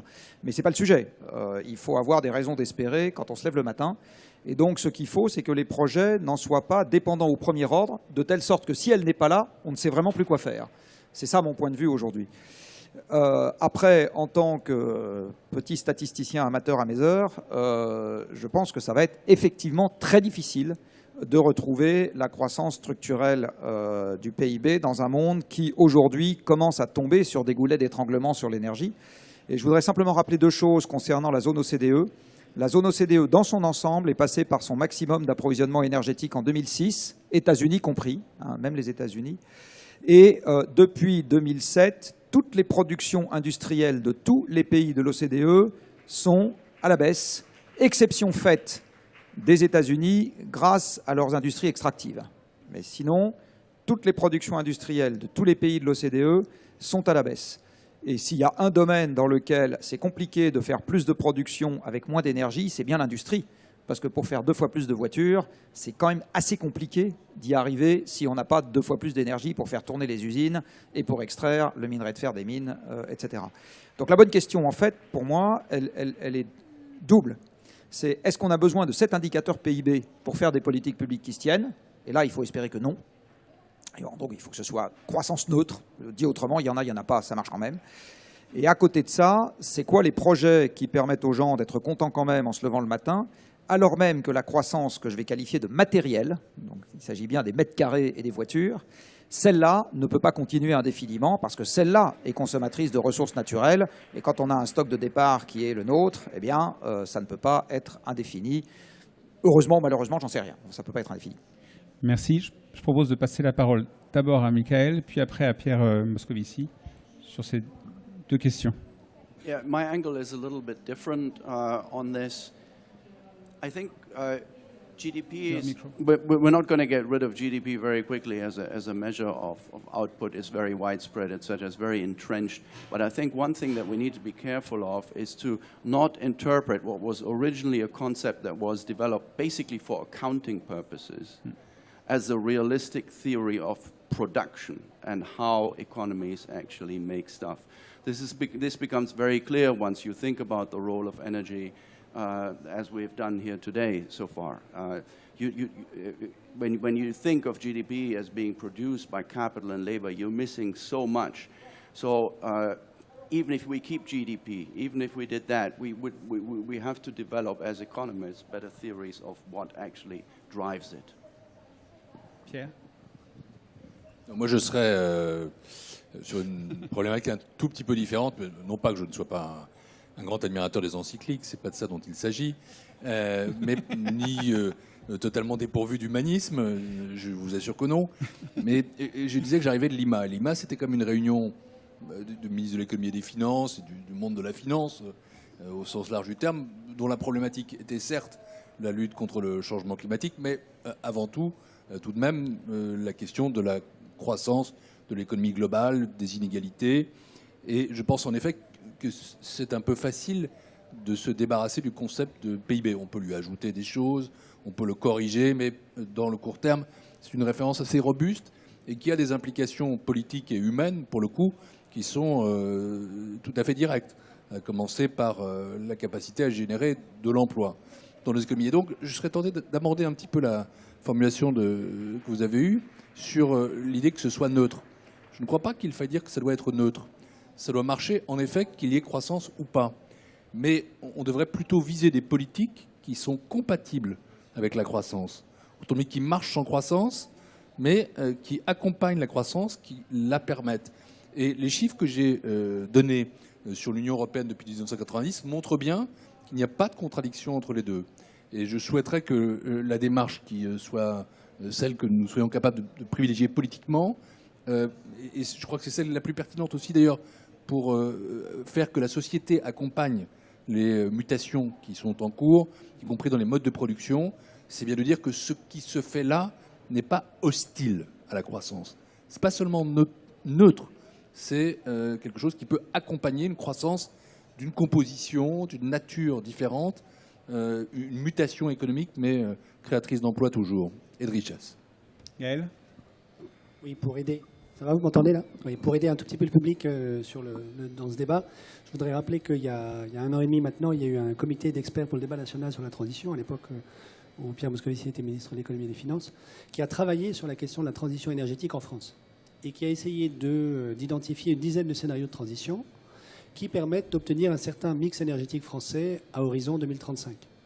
Alors, la bonne nouvelle, premièrement, c'est que ces scénarios existent. Ils ont été mis au point par une assemblée d'environ 70 experts, toutes disciplines scientifiques confondues. Et l'idée selon laquelle il n'y aurait pas de feuille de route de la transition énergétique en France est juste fausse. Il y en a une dizaine au moins, sur lesquels on peut continuer de discuter. Évidemment, on n'est pas tous d'accord sur le bon scénario, mais il existe aujourd'hui une dizaine de scénarios qui ont été remis au gouvernement. Ces scénarios, par quoi se distinguent-ils? Essentiellement par le mix énergétique en 2035. Donc vous avez à un extrême, si vous voulez, le scénario Négatep, qui mise essentiellement sur le nucléaire, et puis à l'autre extrême, le scénario Négawatt, qui mise essentiellement sur la sortie la plus rapide possible du nucléaire. Et puis entre les deux, vous avez toute une série de scénarios intermédiaires dans lesquels les énergies non renouvelables et le nucléaire jouent un rôle mixte. Voilà. L'autre bonne nouvelle, c'est que la plupart de ces scénarios ont tous 3 étapes communes. Donc, quel que soit au fond le scénario que nous allons choisir, et je crois que maintenant, aujourd'hui, l'étape décisive politique pour nous en France, c'est qu'on ait un débat démocratique sur quel type de mix énergétique on veut en France en 2035, et donc quel scénario on veut mettre en œuvre. La bonne nouvelle, c'est qu'ils ont tous ceci en commun. On commence forcément toujours par la rénovation thermique des bâtiments, parce que c'est l'un des premiers postes de consommation d'énergie fossile et d'émissions de gaz à effet de serre. Deuxième étape, toujours la mobilité. Et troisième étape seulement, parce que c'est le plus difficile, le verdissement des processus industriels et agricoles. Et donc, ceci veut dire qu'on sait comment faire, modulo un débat démocratique que nous devons avoir. Il y a un certain nombre de parcours obligés, d'ailleurs, qui sont repris en partie dans le plan Juncker. La rénovation thermique des bâtiments a été pendant un bon moment assez haut dans l'agenda Juncker. Et ça veut dire que ce qui reste aujourd'hui comme problème fondamental à régler, c'est le financement. C'est ça la grande question à laquelle nous nous heurtons aujourd'hui, je crois, qui était la question centrale à Lima, il y a quelques jours, qui est comment est-ce qu'on va financer ces investissements, puisque finalement, quel que soit le scénario qu'on va choisir, ça coûte quand même un demi-bras, disons, à l'économie française de mettre en place ces scénarios. Alors je crois que c'est ça la question centrale aujourd'hui. Alors, avant de parler un peu plus longuement du financement, qui est un sujet crucial, j'aurais une autre question pour Geoffroy Roux de Bézieux, et aussi d'ailleurs pour Pierre Moscovici. Ici, là, dans ce congrès, on est avec les gagnants. Toutes les entreprises qui sont présentes misent sur la transition. D'ailleurs, c'est pour ça que le Shift a voulu être un grand partenaire du World Efficiency. C'est qu'on va retrouver toutes les entreprises qui, dans les 30 ans, vont participer à cette immense transition économique, et plus qu'économique. Mais il n'y a pas que des gagnants dans la transition. Donc je pose la question très clairement à vous, M. Roth-Bézieux, vous représentez le MEDEF. Dans une structure comme le MEDEF, où il y a des gagnants et des perdants, comment on fait? Et je vous poserai la question après à M. Moscovici. Quand on doit fédérer, comme le fait l'Union européenne, non seulement là, il y a des entreprises qui sont gagnantes et perdantes, mais on a des pays, enfin bon, c'est difficile à dire, mais il y a des pays qui sont moins gagnants que d'autres. Moi, je pense qu'on peut être tous gagnants. Ça a été d'ailleurs un peu abordé par Pierre Moscovici tout à l'heure. Si on trouve la manière d'accompagner avec la transition énergétique l'ensemble des mutations que nos économies doivent faire, on peut être tous gagnants. Il n'y a pas de fatalité, puisque c'est un petit peu votre question en creux, à ce que l'industrie disparaisse en Europe, grosso modo, parce qu'on ne veut plus avoir une production trop élevée de CO2 et qu'on soit qu'une économie totalement post-industrielle de services. D'abord parce que je pense que ce n'est pas compatible totalement avec la croissance, et puis parce que la technologie va permettre, secteur après secteur, avec des technologies différentes, des rythmes différents, de trouver un moyen de faire de la croissance sobre et de faire de la production. Je ne suis pas tout à fait d'accord avec ce qu'a dit Jean-Marc sur l'automobile. Oui, on peut faire 2 fois plus de voitures avec moins que 2 fois moins d'énergie. Mais parce que les voitures ont diminué de poids, pour prendre cet exemple-là, quasiment de 50% depuis 20 ans. Et qu'on est encore au début de ce qu'on a vu. J'entends, c'est pas vrai, je t'assure, Jean-Marc, il se trouve que je suis administrateur d'un grand constructeur automobile français, que c'est totalement vrai. Et que ça va être encore mieux dans les années à venir. Parce qu'on va remplacer beaucoup de matériaux qui sont, y compris d'ailleurs, éventuellement recyclables. Regardez ce qu'a fait l'industrie du carton. Aujourd'hui, 90% du carton est recyclé. C'est pas encore le cas du papier, parce qu'on a des problèmes divers et variés. Donc, les solutions, on ne les connaît pas toutes aujourd'hui. Mais il n'y a pas de fatalité à ce qu'on soit, entre guillemets, dans un système où certains secteurs économiques seraient nécessairement perdants. Après, ça réclame de l'innovation, ça réclame, c'est une des difficultés de l'Europe, un écosystème universitaire, fiscal, monsieur le ministre, ou plutôt monsieur le commissaire européen, qui incite à l'innovation, qui incite à prendre des risques, qui permettent effectivement de trouver des solutions, parce qu'elles ne sont pas toutes là. Mais on voit bien que devant nous, il y a des tas de possibilités. Après, il y a un problème d'horizon temporel. Il faut bien que l'horizon temporel soit adapté au rythme de la recherche. Non, mais je suis assez en ligne avec ça, ayant été longtemps élu d'une région où le constructeur automobile que vous connaissez le mieux avait son siège et ses usines principales. Je pense en effet que c'est toujours la même chose. Je suis mal à l'aise avec cette opposition entre ce que nous faisons pour lutter contre le changement climatique et la perspective industrielle en Europe. Je pense que ce serait faire fausse route que de travailler sur cette base-là. Et au contraire, nous devons essayer de chercher comment, quand j'étais, pour dire les choses franchement, président de l'agglomération du pays de Montbéliard où se trouvent les usines de Sochaux du groupe PSA, j'avais fait un projet d'agglomération qui était pour une éco-agglomération. Parce qu'il me semblait qu'y compris dans des terres très industrielles, il n'y avait pas d'opposition entre les deux, entre l'économie et l'écologie, pour parler en des termes plus basiques que ceux que nous utilisons aujourd'hui. Pour le reste, c'est vrai que nous avons en Europe un problème majeur qui est celui de la déconvergence, comme disent les économistes, de nos économies. Et notamment dans la zone euro, l'enjeu essentiel que nous devons poursuivre à travers nos politiques publiques doit être de faire reconverger nos économies.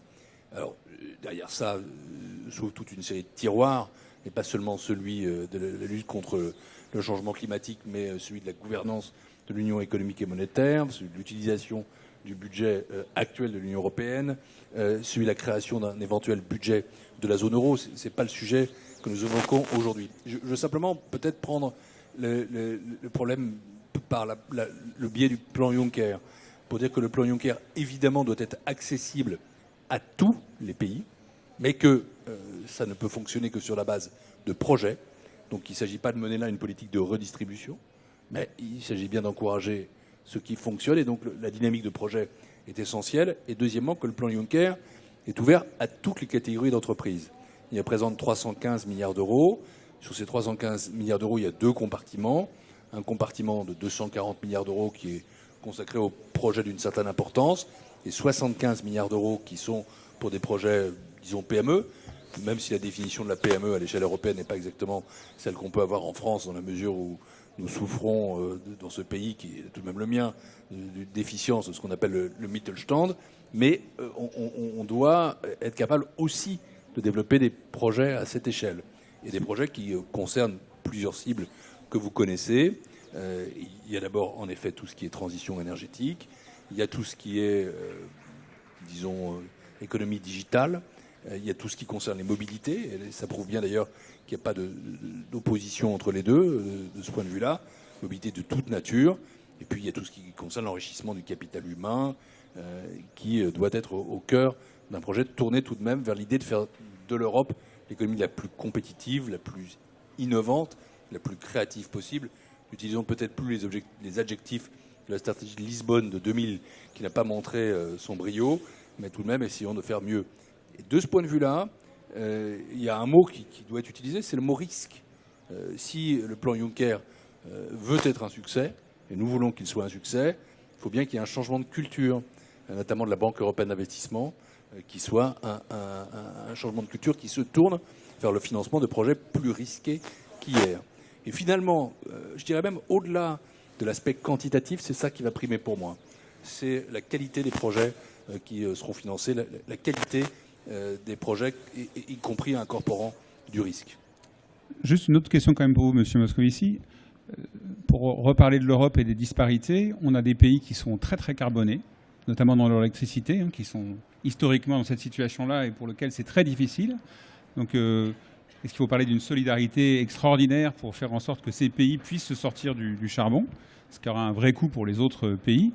Et puis j'ai une autre question. J'ai bien vu depuis 2 ans qu'en Europe, un sujet dont on n'a pas parlé aujourd'hui qui concerne l'énergie, qui est monté quasiment en haut de l'agenda sur l'énergie, c'est l'approvisionnement, notamment par rapport à notre grand voisin à l'est de l'Europe, du fait que certains pays sont totalement dépendants, voire à 100% dépendants en termes d'hydrocarbures de ce grand voisin.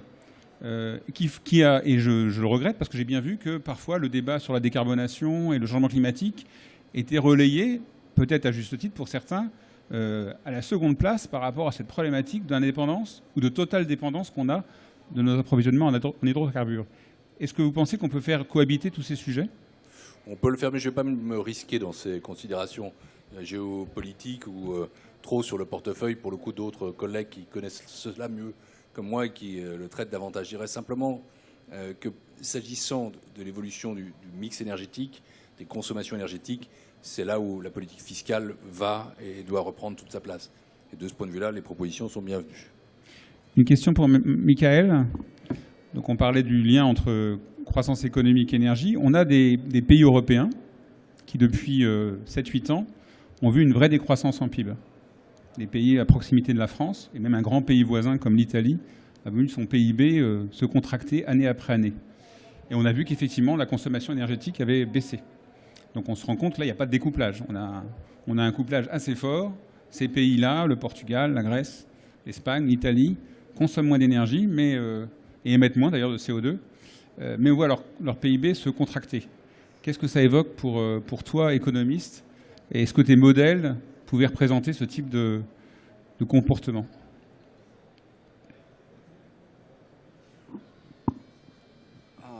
I'm not going to comment on individual country experiences. I should not do that. I think in the case of a country that experiences an acute economic crisis with a collapse in demand, there is a legitimate case that during that period, GDP could lead energy consumption rather than the other way around.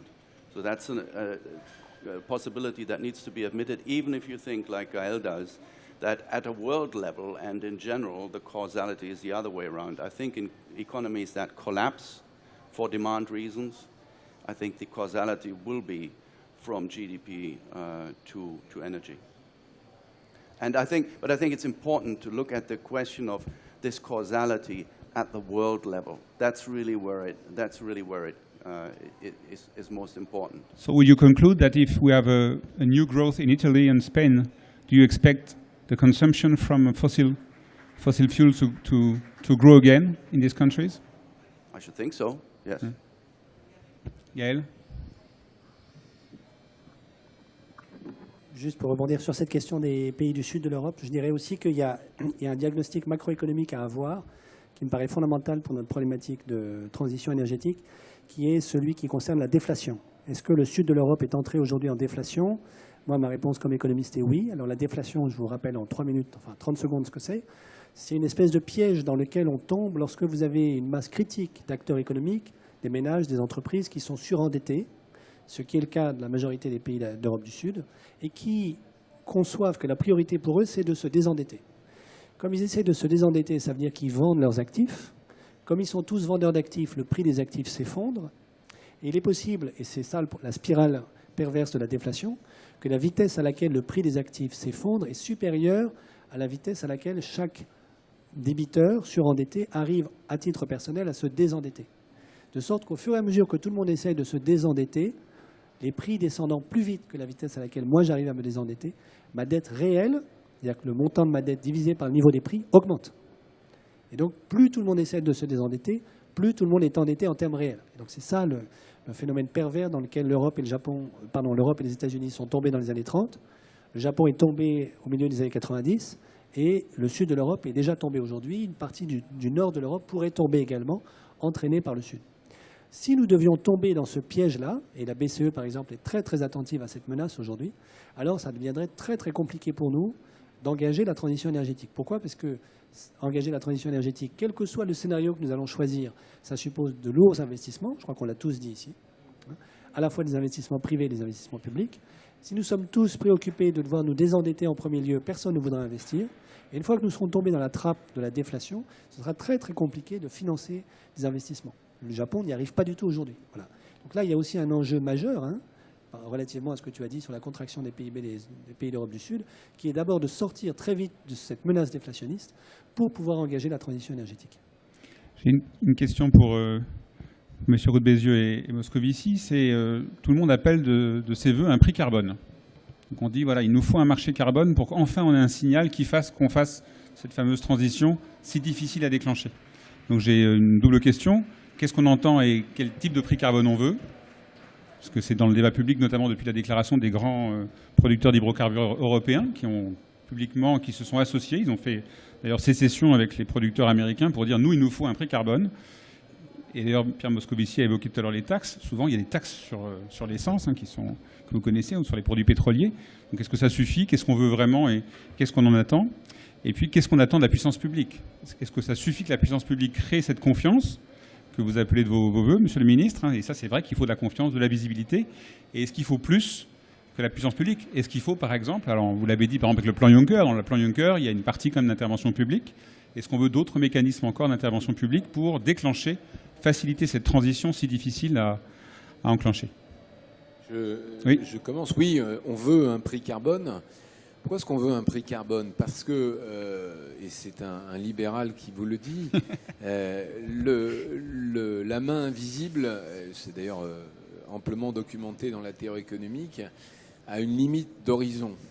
Et la transition énergétique est typiquement un cas où l'intérêt court terme des acteurs individuels se heurte à un intérêt général de long terme et ne se réconcilie pas.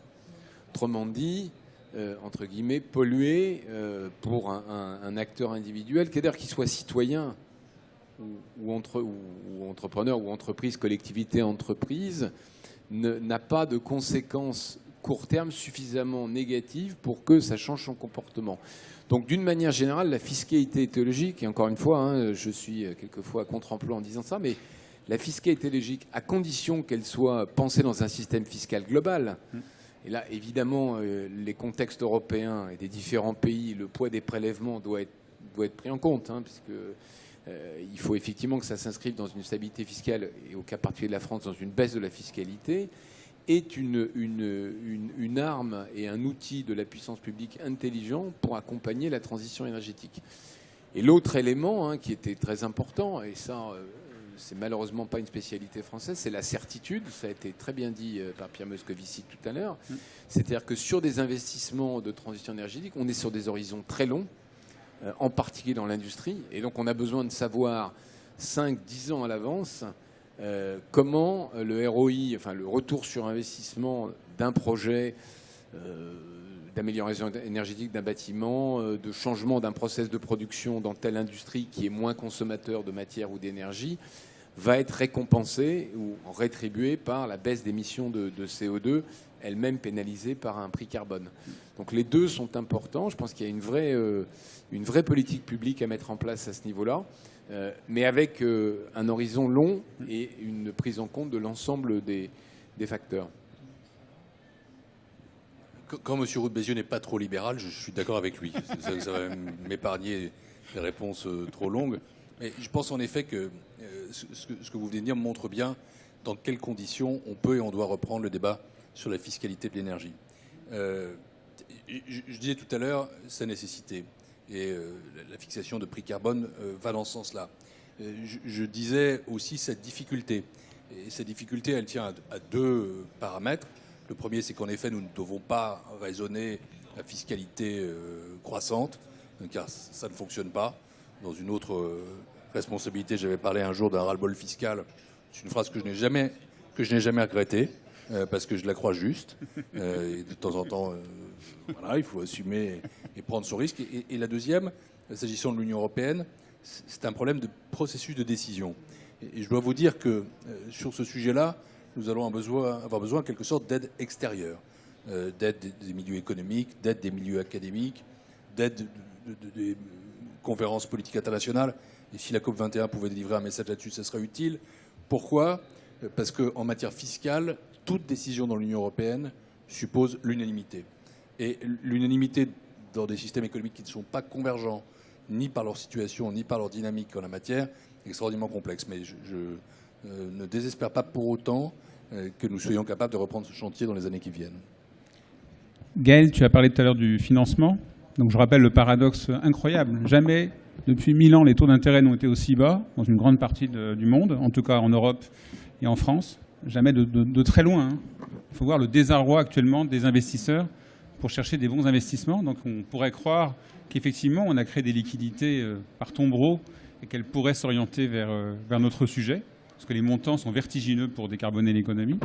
Donc jamais on a une situation qui apparemment est aussi favorable, et pourtant, comme tu le sais très bien, les projets ne sont pas là, et ça reste très difficile pour l'instant de mobiliser sur cette question du financement de la transition. Est-ce que tu peux donner quelques éclairages sur ce paradoxe et quelques pistes que tu vois poindre sur cette question? Alors, la raison de ce paradoxe, elle est relativement simple à comprendre. Hein, c'est que les tombereaux de liquidité qui ont été créés par les banques centrales depuis 2008, mais déjà avant, hein, en fait, la quantité de monnaie banque centrale injectée par les banques centrales, les principales banques centrales de la planète, augmentait déjà très vite avant 2008. Mais évidemment, la vitesse a augmenté beaucoup depuis 2008. Ces tombereaux de liquidité sont recyclés très majoritairement dans les marchés financiers. Pourquoi ? Parce que les marchés financiers continuent aujourd'hui, parce qu'ils sont très dérégulés, trop dérégulés à mon avis, de proposer des niches d'investissement qui rapportent de 10% par an. Et aucun investissement dans l'économie réelle, surtout dans une économie réelle qui n'a pas de croissance, ne peut rapporter du 10% par an. C'est juste pas possible. En particulier les investissements de la transition énergétique. Et donc, les capitaux massifs aujourd'hui sont majoritairement happés par les marchés financiers qui jouent de ce point de vue-là le même rôle, si vous voulez, que les trous noirs en astrophysique. Les trous noirs absorbent l'énergie, l'information, la matière, ne restituent rien au reste de l'univers. Les marchés financiers font la même chose, ils absorbent les capitaux et ne restituent pas à l'économie réelle qui en a pourtant besoin. Il reste que, il y a un certain nombre de propositions qui sont aujourd'hui sur la table, hein, qui ont été écrites par exemple par Pascal Canfin et Alain Grandjean dans un rapport qu'ils ont remis au président de la République le 18 juin dernier, c'est le rapport Canfin-Grandjean, qui liste toute une série d'outils innovants de financement de la transition énergétique au nord comme au sud qui sont actuellement discutés. Et donc, ce n'est pas vrai non plus qu'il n'y a pas de solution de financement. Dès qu'on est un tout petit peu imaginatif, on en trouve. Alors, je peux vous en lister toute une série. Hein. Il y a évidemment, par exemple, la taxe sur les transactions financières, dont les recettes pourraient être utilisées pour financer un certain nombre de projets verts intelligents. Donc ça, c'est une idée qui est chère à Pascal Canfin. Il y a aussi, par exemple, l'usage intelligent de la garantie publique. La garantie publique, la France a mis 70 à 80 milliards de garanties publiques sur Dexia. On peut aussi mettre de la garantie publique sur des projets plus intelligents que de sauver Dexia. C'est possible, vous voyez. Il y a encore une autre solution qui était celle qui avait été proposée par Dominique Strauss-Kahn en 2010 au FMI, hein, qui est d'utiliser les DTS verts, les droits de tirage spéciaux verts. Bon. Tout ça se retrouve dans le rapport Canfin-Grandjean. Et donc, moi, je peux que vous inviter à aller lire ce rapport, dont j'espère que la communauté internationale va pouvoir se l'approprier pour avancer sur cette question du financement. L'autre bonne nouvelle, et Pierre Moscovici y a fait allusion tout à l'heure, c'est que, disons, on peut rentrer de Lima en se disant, sur les 100 milliards sur lesquels la communauté internationale s'est engagée, je parle sous le contrôle de Pierre Moscovici, il y en a entre 80 et 90, si les engagements pris sont tenus, qui sont actuellement financés. Donc la communauté internationale a encore moins de 20 milliards à trouver sur les 100, ce qui devrait être très faisable. Je propose qu'on a commencé juste quelques minutes en retard. On fait chacun une dernière conclusion pour terminer cette table ronde. Jean-Marc. On finira par Pierre Moscovici. Vas-y, commence. Il y a un certain nombre de sujets qui ont été évoqués aujourd'hui, donc moi je vais juste faire de l'autopromotion, enfin de la promotion. Demain, vous aurez une table ronde sur décarboner le bâtiment et une table ronde sur décarboner les transports, chose dont on a parlé aujourd'hui. Et après-demain, vous aurez une table ronde sur la question du financement, qui vient d'être évoquée par Gaël, avec le sieur Grandjean en personne, donc vous aurez l'auteur du rapport. Et vous aurez également une table ronde sur décarboner l'énergie, où on a mis les frères ennemis à la même table, puisqu'il y a à la fois le patron de Total et le patron d'EDF qui nous honoreront de leur présence. Voilà, donc moi j'ai rien d'autre à dire. J'ai pas vraiment de mots de conclusion. J'aurais peut-être juste rajouté un mot sur ce que j'ai dit tout à l'heure sur la fiscalité écologique, en disant qu'il faut évidemment que la France ne soit pas seule, il faut aussi que l'Europe ne soit pas seule. C'est-à-dire que le sujet est évidemment mondial et qu'il ne faut pas qu'on crée, et c'est toute la difficulté, c'est très difficile de le faire en Europe, mais c'est encore plus difficile de le faire mondial, un prix du carbone qui soit quand même relativement cohérent dans le monde, de façon à ce qu'on n'ait pas un système asymétrique. Et on a quelquefois eu dans le passé le défaut, en France beaucoup, en Europe un petit peu, d'avoir une vocation de chevalier blanc. Alors si c'est un chevalier blanc qui emmène tout le monde, ça n'est pas un problème. Si tu as un chevalier blanc qui est tout seul devant, qui se retourne et qui voit qu'il n'y a personne qui le suit, c'est un peu plus compliqué. Et ça me permet de faire une petite pique à Gaël Giraud. C'est tout à fait le cas de la TTF, si je puis me permettre. La taxe sur les transactions financières, où on va se retrouver à 7, 8, 9 pays, je ne sais plus. Et donc, à l'intérieur de l'Europe, donc une asymétrie totale. Some words of conclusion? Yeah, quickly, I wanted to add something to the debate on liquidity and financing, because that's something I've been working on a lot more recently than on oil. And I think it's important to get a misunderstanding out of the way in terms of finding liquidity out there to finance certain things. It's not a question of the banks having to find some funds that are lying around. When banks decide to make loans, they create funds to fund the new project. They create new funds, they create new money when they lend. So therefore, if the business environment is such and the regulatory environment is such that the banks find it profitable to lend for these particular investment projects, it's not a question of having to find the money. It is a question of having to decide to create the money because it is profitable to do so.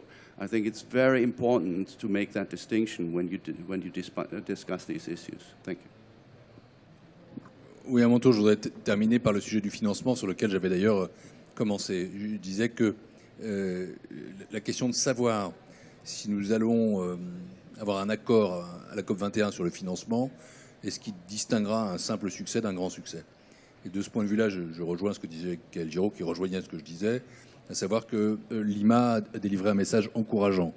Nous étions partis avec l'idée qu'il y avait 62 milliards qui étaient déjà sur la table, entre 15 et 20 supplémentaires ont été trouvés à travers des engagements qui ont été pris à la fois par les États participants et aussi, c'est très important, par les banques régionales de développement, de la Banque mondiale à la Banque européenne d'investissement. Et je peux redire ici ce que j'ai dit pendant cette réunion, à savoir que l'Europe serait au rendez-vous. On nous a beaucoup interrogés. Nous sommes de loin, les Européens, les premiers contributeurs. On attend encore les engagements pour 2015-2017 d'une petite dizaine de pays, mais nous les aurons. Nous les aurons à la mi-novembre, probablement lors d'un prochain Conseil ECOFIN. Et nous pourrons arriver à la COP21 avec un paquet européen qui sera, je pense, de nature convaincante. Après, sur les sources de financement, je voudrais quand même dire une conviction un peu différente pour le coup de celle de Geoffrey Roux de Bézieux sur un point et puis ajouter quelque chose. Sur la taxe sur les transactions financières, je pense qu'elle verra le jour. Il y a 11 pays qui sont engagés dans ce qu'on appelle une coopération renforcée. Alors je sais bien que ça crée des effets d'asymétrie, mais disons-le quand même pour sécuriser un peu la base de l'affaire, sur ces 11 pays, il y a les 4 grandes économies de la zone euro, à savoir l'Allemagne, la France, l'Italie et l'Espagne.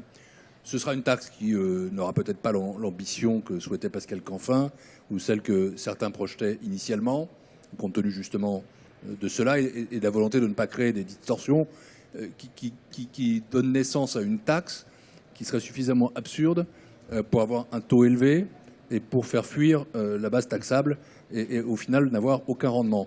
Donc moi, de ce point de vue-là, je tiens à ce que ce soit fait de manière assez réaliste. On va plutôt vers une assiette large et vers des taux bas. Ensuite, nous verrons si cela peut se généraliser. La question de l'affectation d'une taxe est toujours une question complexe en finances publiques, mais disons que parmi les produits de cette taxe, il y a évidemment le développement, mais aussi la lutte contre le changement climatique. Enfin, le modèle de la garantie publique est un modèle qui est intéressant. Mais finalement, quand on y réfléchit, c'est celui qui a pris le plan Juncker. Quand nous avons démarré ce plan, et j'avais fait comme parlementaire un rapport au Premier ministre à l'époque sur l'investissement, il y avait 2 façons de mettre la BEI dans le coup. La première, c'était de dégrader sa note. De dire, bon, pourquoi a-t-on besoin d'une banque d'investissement qui a un triple A ? Les équipes de la BEI et le président de la BEI nous ont répondu de manière assez juste, à mon sens. Oui, mais c'est aussi une condition pour pouvoir continuer à emprunter à taux bas sur les marchés et pour alimenter en liquidité les produits de la banque. L'autre attitude consistait à faire en sorte de multiplier la capacité d'intervention de la Banque européenne d'investissement à travers une garantie publique. Cette garantie publique, elle a été donnée. Elle a été donnée d'abord par le capital de la banque elle-même pour 5 milliards d'euros, et puis pour 16 milliards d'euros sur le budget européen. Je pense en effet que c'est un modèle qui mérite qu'on continue à y réfléchir, à le creuser, à d'autres échelles peut-être. Donc sur ces 2 sujets-là, bon, mon message est simple. 1, on va y arriver. 2, l'Europe sera là. 3, la garantie publique est une réflexion pertinente. Et 4, la TTF verra le jour. On essaiera de faire en sorte, je ferai haut de mes yeux, que les entreprises du secteur financier n'en souffrent pas trop. Mais ça, c'est un autre sujet dont je parle avec elle. Merci, Monsieur le Ministre. Juste avant qu'on se quitte, vous avez là les prochaines conférences auxquelles on participe, qu'on co-anime. Et puis, je remercie d'abord tous nos conférenciers pour le brio et la conviction. Je pense qu'il y a un engagement fort de tous les gens qui sont autour de la table ronde. À titre perso, je veux juste finir par une pirouette. Vous savez que c'est très compliqué de décarboner. Et j'en ai pour preuve, c'est que mettre 100 milliards sur la table pour la planète, et encore l'Europe est exemplaire, parce qu'on a mis une grosse partie de ces 100 milliards. On voit que c'est difficile. Je vous rappelle que pour aller chercher du pétrole au fond des océans, au fond du sous-sol, on investit entre 500 et 700 milliards par an. Donc vous voyez, on a encore des efforts à faire. Et je suis certain qu'on y arrivera. Bonne journée à tous.